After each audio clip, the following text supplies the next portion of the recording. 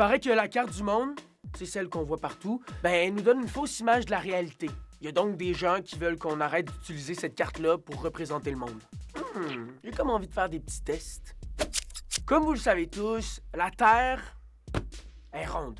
J'en vois pas un m'ostiner là-dessus. Mais une sphère, c'est en 3 dimensions. Quand on l'aplatit pour faire une carte, comme ceci,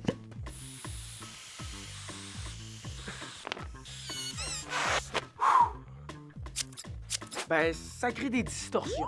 C'est pour ça que la carte que tu vois partout à l'école est pas vraiment conforme à la réalité.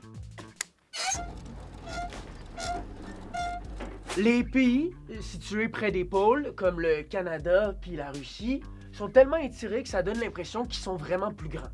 Faisons un test avec le plus grand pays du monde, la Russie.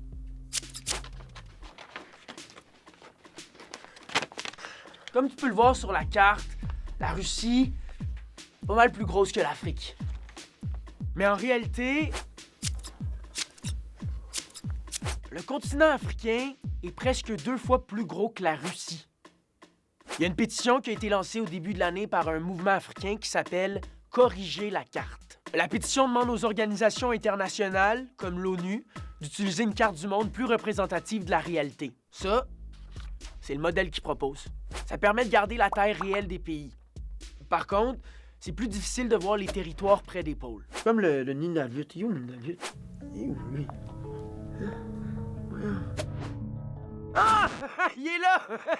Des cartes du monde, il y en existe des dizaines, mais il n'y en a pas une qui est parfaite.